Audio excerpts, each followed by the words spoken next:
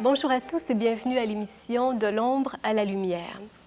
Nous remarquons ces dernières années une dégradation constante de notre système de santé. Aujourd'hui, en compagnie de Denis Laporte, nous essaierons de faire la lumière sur le sujet et sûrement il y a beaucoup de choses à dire à ce propos. Bonjour Denis. Bonjour Francine.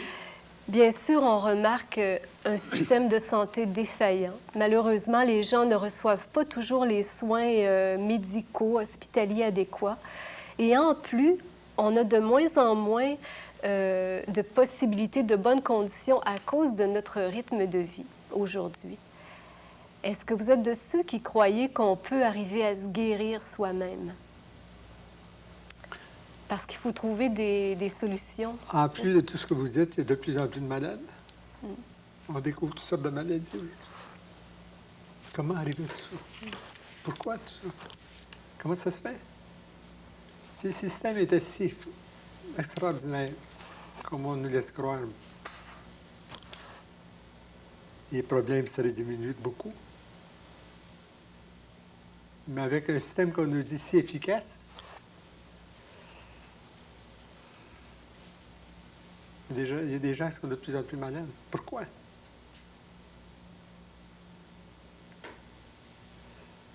Moi, j'en suis venu à penser une chose.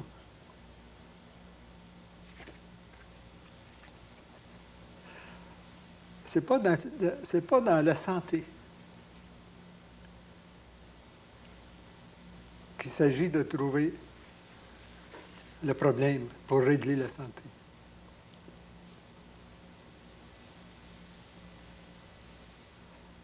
Ça va beaucoup plus haut que ça. On parle de régler des problèmes de santé physique.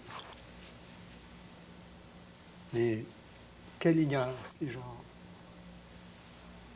Toujours comme on disait dans une autre émission, toujours à l'horizontale, tout le temps, tout le temps, tout le temps. Jamais à la verticale. Les problèmes, pas les problèmes, c'est-à-dire la solution des problèmes, c'est à la verticale. On a parlé d'une échelle. Il faut monter dans l'échelle pour aller chercher ce qu'il y a au bout qu'on a besoin. Là, on met l'échelle à terre, là, on se promène d'un bord à l'autre. Au bout, il n'y a rien. On trouve des miettes. Pas l'autre bout, on trouve des miettes encore. C'est tout ce que les gouvernements font dans les systèmes de santé, c'est ça. Ils se courent d'une échelle à l'autre. Un parti politique à l'autre, quand il est élu, la même échelle, puis ils se courent ces mêmes barreaux tout le temps. Jamais je croirais qu'à un moment donné, il n'y aurait pas quelqu'un qui va dire « Écoutez, là, on ne l'a pas, la fin. On est élu pour chercher une solution pour améliorer les choses. Mais sincèrement, là, on ne l'a pas. Qu'est-ce qu'on fait? » Alors, qu'est-ce que vous leur diriez? Moi, je leur dirais, mes chers petits politiciens, devenez plus intelligents. Malgré toute l'instruction que vous avez, toute la personnalité que votre instruction a développée en vous, devenez plus intelligent. Vous avez été instruits et non pas éduqués. Des choses de l'esprit. Vous avez été presque au bout dans la matière, là, de vos capacités intellectuelles, dans le domaine dans lequel vous êtes. OK, il faut aller plus loin encore, OK. Mais là, même si vous continuez, vous n'avancerez pas plus loin. La solution est en haut. Dans l'esprit en haut. Dans cette parcelle de divinité que Dieu a laissée en nous. N'oubliez jamais que votre devoir, c'est de donner aux gens la possibilité de sortir d'eux-mêmes. C'est-à-dire de faire correspondre en eux, faire descendre en eux leur côté supérieur, faire descendre dans leur côté inférieur, pour qu'ils sortent les deux pieds dans le ciment, comme on a déjà dit. Être libre de courir, de marcher. Vous allez dire, OK, aujourd'hui, les gens courent, marchent. Mais c'est en fâche tout le temps. Ils sont toujours affairés, les gens. Ils disent, non, moi, je m'en vais sur le trottoir comme ça. Tu t'en vas sur le trottoir comme ça. Si je vous suis bien, c'est de la prévention là, que vous voulez, vous metteriez de l'avant. Il y a seulement qu'un moyen de prévenir la santé. Ce n'est pas une question de religion. C'est une question d'intelligence. Il suffit de penser à une seule petite chose. Une seule petite chose. Que tout le monde sait. Dieu nous a créés. Nous sommes issus de lui. Qui peut contenir en lui ce dont nous avons besoin? Le voisin? L'avocat, le médecin, et ainsi de suite. Des petites parties, peut-être, pour aider comme ça, mais pas dans la totalité. C'est à lui à faire le cours. Il ne s'agit pas d'adresser des prières au ciel pour ça. Il s'agit de se servir de la pensée pour aller le rejoindre, lui. Ça, c'est une prière. Quand des esprits de l'invisible en haut, des entités de lumière en haut, vont s'apercevoir que, malgré toute notre intelligence, toute notre personnalité, toute notre instruction, qu'on daigne, en toute notre grande noblesse humaine, penser que lui en haut existe, imaginez-vous donc qu'ils vont ouvrir des petites lumières en nous, puis qu'ils vont faire descendre certaines petites choses pour nous rendre plus intelligents, parce qu'on a daigné penser à eux. On a daigné se mettre de côté. Ça veut dire que tant que l'homme ne sera pas plus humble qu'il l'est à l'heure actuelle, il n'y a rien à obtenir. Rien. Il ne se passera rien dans n'importe quel domaine de l'humanité. Non pas le domaine de la santé. Je n'ai rien contre la médecine qui peut arriver à guérir les gens, les aider, tout ça. Mais il ne faut pas penser que c'est tout ça là, que c'est le maximum. Tout est en évolution, tout est en changement. Si on accepte que tout est en évolution, tout en changement, ça veut dire qu'il y a quelque chose d'autre à aller chercher. Mais c'est plus dans la matière, là. C'est dans l'esprit des choses. En arrière du mot médecin, médecine, il existe d'autres médecins et d'autres médecines qu'on a besoin à l'heure actuelle pour que l'humanité a ça. Donc, vous pensez qu'on a tout en nous ce pouvoir-là de se guérir, finalement? Juste par la pensée, d'essayer de se lier à la source divine, à l'esprit, puis de plus en plus, on va faire entrer l'harmonie en soi. On a tout en nous, ça c'est sûr et certain. Mais avec tout ce qu'on traîne de vie passée et dans cette vie-ci, tout ce qu'on a accumulé de déchets en nous, tout ce que vous voulez, il faut penser à une chose, à se purifier. Pour que, au fur et à mesure qu'on va se purifier, pour que ces forces divines en haut, là, avec lesquelles Dieu nous a créés, qu'elles deviennent de plus en plus présentes en nous, ça va nous apporter la santé, ça.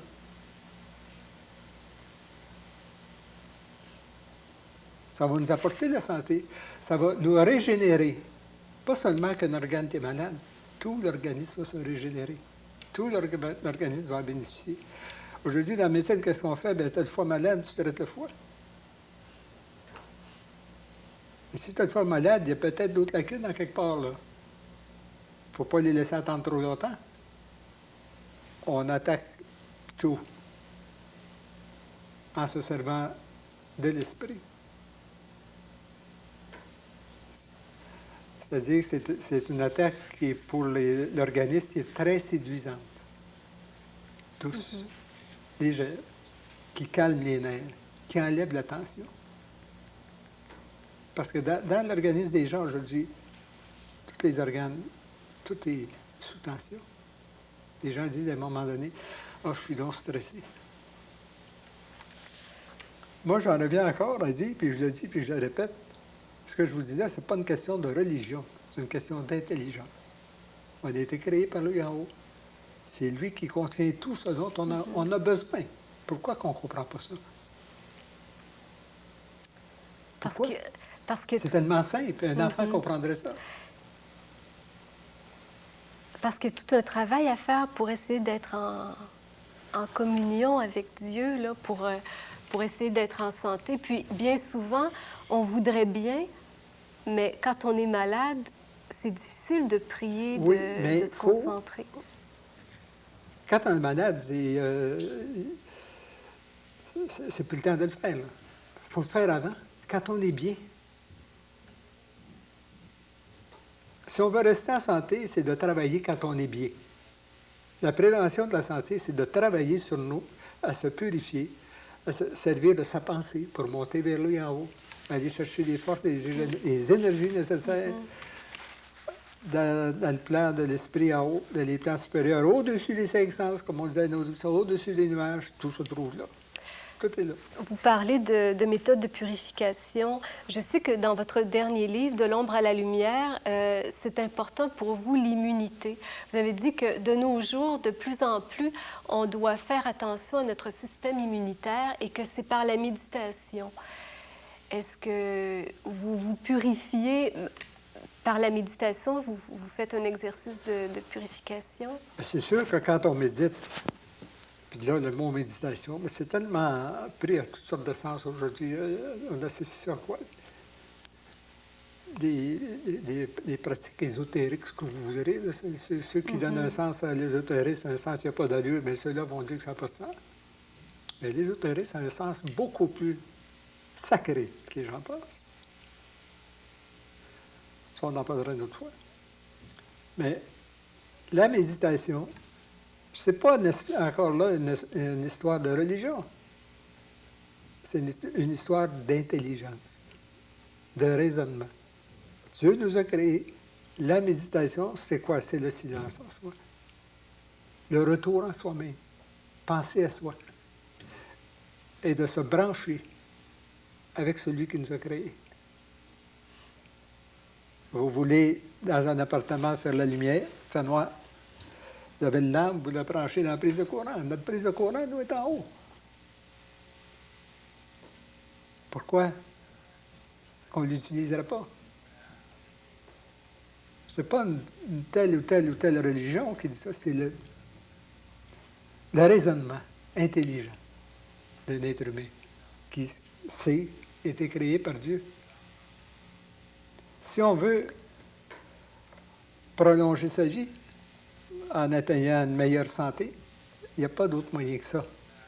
Mais ça ne veut pas dire qu'entre-temps, que moi, en disant ce que je dis, là, que je bannis la médecine et tout ça, non. Mais ce que je veux dire, c'est que la médecine a des progrès à faire. Dans ce sens-là, ne pas baser uniquement sa science sur ce qui est matériel, intellectuel, mais d'aller dans ce spirituel. Il faut vraiment faire quelque chose parce que même l'apparition de nouvelles maladies, comme on a vu le SRAS, ce nouveau virus qui est apparu en milieu hospitalier. Alors nous, qui ne sommes pas en santé, on s'en va à l'hôpital, puis c'est là qu'on peut être malade et puis ne plus en sortir. Les gens ne sont même plus en sécurité dans l'hôpital aujourd'hui. Où ils vont être en sécurité? C'est ça. Où? Ben, dans leur relation méditative avec Dieu. Pas ailleurs. Et moi, je le répète encore, c'est pas une question de religion. Intelligence. Raisonnement logique. La méditation, ça a renforcé le système immunitaire. Parce qu'on va puiser des forces, des énergies dans celui qui nous a créés. C'est lui qui est ça. Il faut aller chercher à quelque part. Il y a une source à quelque part. Quand on manque d'argent pour on a à la banque, qu'est-ce qu'on fait? On va chercher à la banque. On en sort. Hein? Quand on manque de légumes pour on a dans le jardin, ou il y en a dans les supermarchés, on va chercher où ils sont. Personne ne va rester chez eux et dire bien, les légumes et l'argent va venir à moi comme ça. Il faut faire un effort. Ça, c'est la même chose. C'est tellement logique. Vous avez dit... C'est presque insensé pour y penser. le système immunitaire, si on lui donne la chance de se régénérer, de se renforcer, va nous donner la santé. Quand le système immunitaire est faible, ôtez-vous de là qu'on est sujet à tout ce qui se passe autour de nous. Et Dieu sait à quel point je dis qu'on a besoin d'avoir un système immunitaire fort,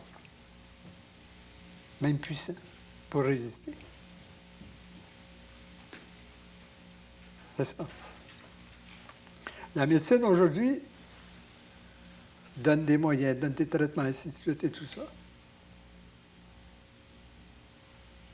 Mais il faudrait que les médecins parlent à leurs patients et leur disent « OK, tu as ça, on va te donner ci, ça, mais veux-tu ne pas oublier le côté de l'esprit? Ça va t'aider. Ça va ajouter du poids à ce que je peux faire pour toi, parce que moi, je suis limité. Mais va au-delà de ma limitation, va dans cette île limitée, c'est-à-dire dans l'esprit, dans la pensée, va puiser. Essaie pour la femme. C'est pas une question que je lisais dans certains petits journaux, à un moment donné, font des études. Voici la spiritualité. C'est ridicule. Font des études pour voir si la spiritualité peut aider les gens. Voyons donc. Hein? C'est sûr, sans faire une étude. Moi, je vais vous dire une chose. Je vais vous donner un pourcentage de réussite. 100%. Mais je ne vous dis pas que le 100% va être atteint d'un coup, d'un seul coup. Plus que la personne va y croire, va se décider à faire un travail sur elle-même, plus que le pourcentage va augmenter, plus que sa santé va augmenter. Plus que ses forces vont augmenter. Moins qu'elle va vieillir. Plus elle va prolonger sa vie. Une personne qui ne médite pas, qui ne prie pas, là, comme on parlait tantôt, c'est aussi pire qu'une personne que l'alcool va faire mourir. C'est aussi pire, c'est la même chose. C'est du suicide. Une personne qui ne prie pas, qui ne médite pas, qui ne se lie pas avec en haut, se suicide petit à petit. Ça, c'est sûr, c'est sûr. C'est pareil comme la personne qui n'a pas d'argent, puis qui est dans la banque, puis elle dit « Moi, je ne vais pas en chercher. » Comme je disais tantôt, elle veut des légumes, elle veut des fruits, il y en a dans son jardin, il y en a au supermarché. Non, je ne vais pas en chercher. On va mourir de faim. Personne qui dit « Moi, j'ai soif. Il y a de l'eau. » Ben non, je ne vais pas en chercher. Elle va mourir de soif. Les gens meurent de faim et de soif. Et mourir de faim et de soif, c'est quoi? Il y en a qui dit à un moment donné, « Venez vers moi, je vous rassasierai. » Ça veut dire avoir une pensée juste. Vivre juste. Et vivre juste, c'est quoi? Vivre en correspondance avec celui qui nous a créés. Aller puiser à sa source. C'est ça, la recherche de la santé aujourd'hui, c'est ça. Vous avez soulevé beaucoup de questions en moi, là, mais disons que pour une première question, vous avez dit tout à l'heure, admettons que c'est le foie qui ne fonctionne pas bien, on ne doit pas nécessairement travailler sur notre foie, c'est l'organisme entier. Alors, qu'est-ce qu'on fait dans une méditation? Admettons qu'un organe, exemple le foie, parce que c'est quand même un organe important, puis les gens, il y a beaucoup de maladies reliées au foie. Qu'est-ce qu'on fait? Est-ce que... Puis, si on a le foie malade, ça ne dérange pas de travailler sur le foie un peu. Mais il faut aussi régénérer les autres, qu'eux savent que s'ils ne fonctionnent pas collectivement à l'intérieur d'eux, dans une fraternité, ça ne fonctionnera pas. Nos cellules, nos organes le savent, ça. On est plus intelligents que nous autres, ils savent. C'est intelligent, ça, les organes, plus fois. C'est des entités vivantes. On a seulement que... Ce qu'ils veulent à l'intérieur de nous, c'est qu'on les mette en liaison avec cette force-là. Amenez-nous ça en haut. Voulez-vous aller nous chercher quelquefois? Veux-tu aller me chercher quelque chose en haut? Veux-tu te brancher en haut, là? Avec cette force-là? Médite un peu. Ou prie un peu. Comme j'ai dit tantôt, c'est pas nécessaire de se mettre à genoux, les bras croix, puis prier. Il y a un paquet de formules, et puis fini. La meilleure formule, c'est par la pensée, l'imagination, on monte l'échelle que j'ai parlé tantôt. On s'imagine, quand n'a pas de fin, mais qu'on arrive à un moment donné à s'asseoir sous le dernier barreau, qu'on n'a pas peur, puis que là, tout nous arrive. Selon notre perception des choses, selon notre degré d'évolution, parce qu'il y a des gens qui vont réussir des choses, qui vont réussir à faire des choses vraiment fantastiques, d'autres moins, puis d'autres pas du tout. Mais il faut penser qu'on a vécu dans des vies passées. Ça dépend. Ça dépend dans cette vie, qu'est-ce qu'on a ramené comme bagage spirituel qu'on a pu faire dans d'autres vies aussi. Parce qu'on a vécu d'autres vies qui nous permettent aujourd'hui d'aller plus loin dans celle-ci. D'autres moins, d'autres plus, ainsi de suite. Mais c'est à chacun de le trouver, de le chercher, ça. Pour essayer de comprendre mieux la méditation, est-ce que c'est de visualiser? Est-ce que c'est de visualiser son corps en parfaite santé, par Voyez-vous en parfaite santé. Voyez-vous bien. Je suis esprit et non matière. Je m'identifie à mon esprit et non à ma matière. C'est logique de dire ça parce qu'on est avant tout esprit, non matière. Mais il faut dire une chose. C'est qu'entre l'esprit et la matière, il n'y a pas beaucoup de différence. Ce n'est pas deux affaires distinctes, ça. C'est seulement que l'esprit, pour venir dans la matière, c'est fait concret. C'est pour ça qu'on a un corps, pour ça qu'on se voit. Parce qu'en réalité, on est esprit. Mais le travail qu'on a à faire, c'est de travailler à ce que cette matière-là se subtilise, devienne de plus en plus raffinée, plus subtile, de plus en plus subtile, se fonde avec l'autre. On devient lumineux. Avec le temps, avec les souffrances et tout ce qui va passer. Et malheureusement, c'est toujours avec ça qu'on comprend.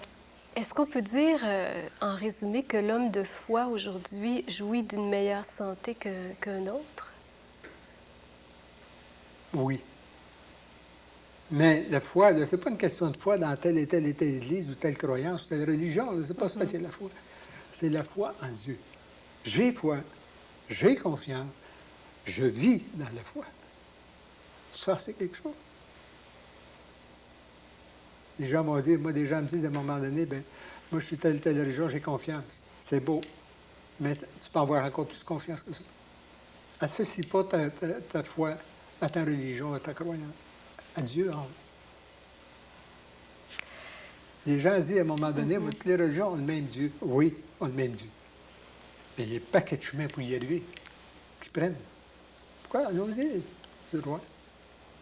Est-ce qu'on peut associer ce travail-là intérieur à une médecine parallèle, disons, l'homéopathie ou il y a la luminothérapie là, avec les couleurs? Est-ce que vous croyez à ça ou est-ce que vous trouvez que ces médecines-là abusent aussi des gens? Moi, j'y crois. Mais à un moment donné, quelqu'un, comme j'en ai vu dernièrement, comme le maître disait souvent, c'est le maître que j'ai connu, on apprend telle chose, tout de suite, quand on sait qu'on commence à être bon un peu, qu'on a quelques connaissances, on s'ouvre une boutique, on fait de l'argent avec. Dans ce sens-là, il faut faire attention parce que là, on peut abuser de certaines choses.